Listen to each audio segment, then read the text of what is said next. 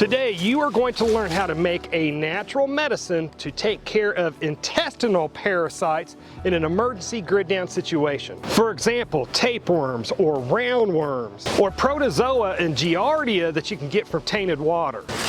And this video is just one video in a whole playlist that I am doing on how natural medicines can be made in a grid down emergency situation. And while I'm using trees and plants that's here on my property, many of these trees and plants you can find in your own backyard. And these videos in this playlist are going to be quick, just step-by-step directions on how they're made.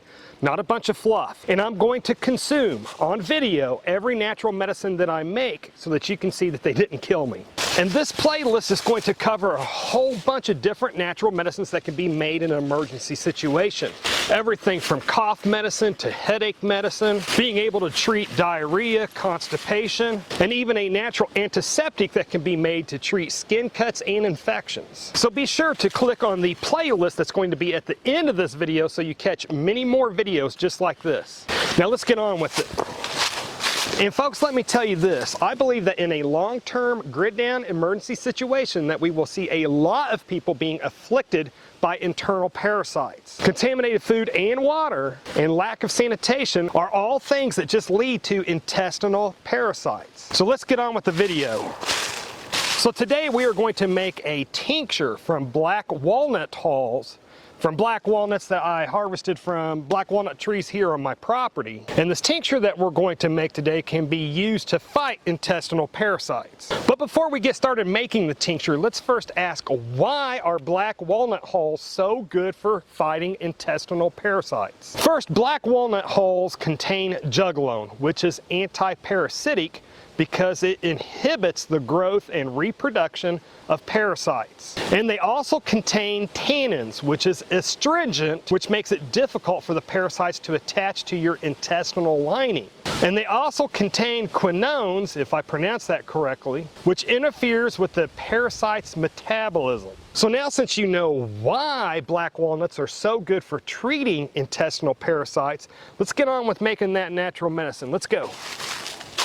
So I like to collect black walnuts when they are ripe and when they just start falling or they're ready to fall. I want them to be green without too much black on them. But I definitely don't want them where they're starting to really turn black or really starting to split open. So when I harvest these, I want these to be where they are mature, but they are still green. I like to harvest them when they very first start to fall out of the tree, and many times actually get them out of the tree right before they fall. But I definitely don't want them when the hulls are really ripe and starting to turn black. I want them to be mostly green still. So I'm going to collect these from a tree that's growing wild from my property. Now after cleaning the hulls, now I'm going to remove them by hitting them with this hammer to knock the hulls off of the black walnuts themselves.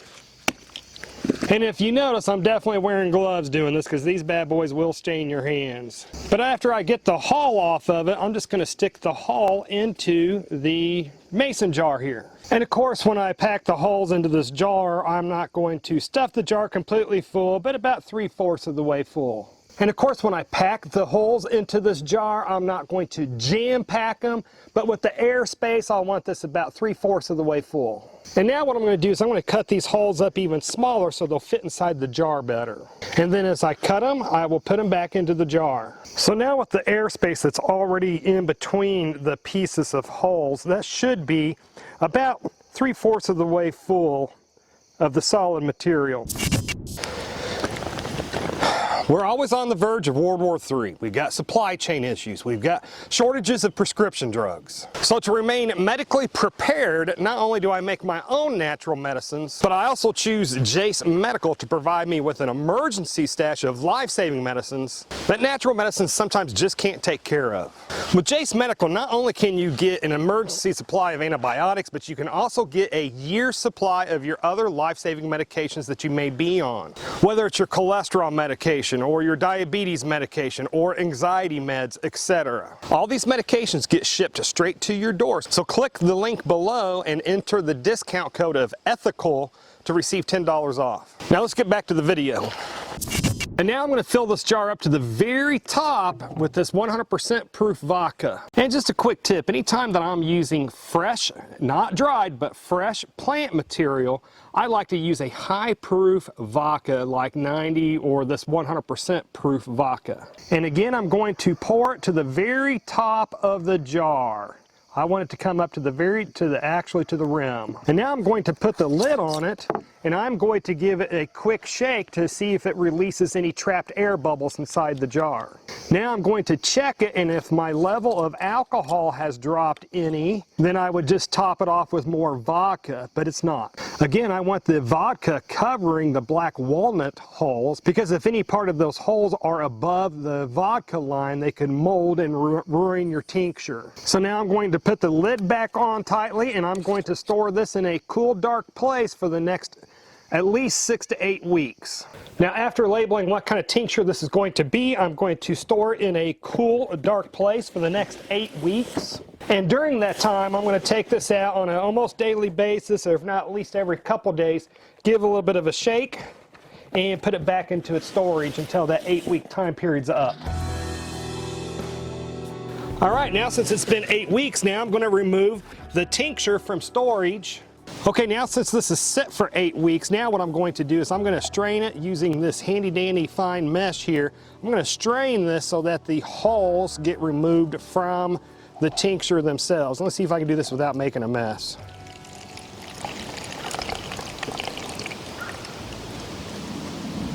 Okay, now since I've strained the holes, now I'm going to pour the finished tincture here into this bottle dropper.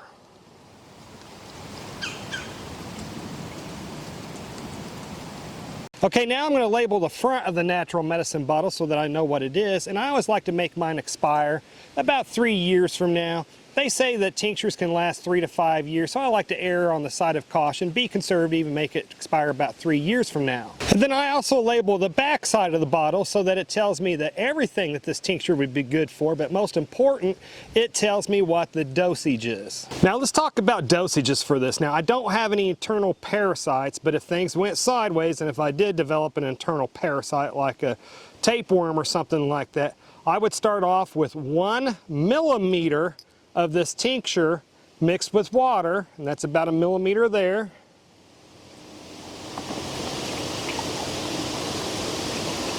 That's actually about 1.5 millimeters.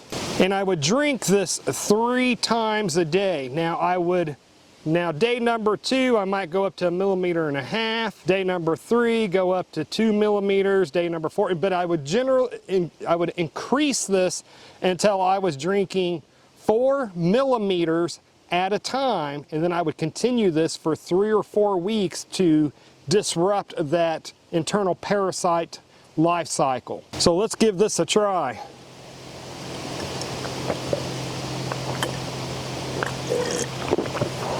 For as nasty as it looks, it really wasn't that bad. It had a little bit of bitterness to it, but nothing that would make me choke or gag. Hey folks, I am not giving medical advice in this video. I'm only showing what I would do in an emergency grid down situation. So if you try anything that you see in these videos, you're doing it at your own risk.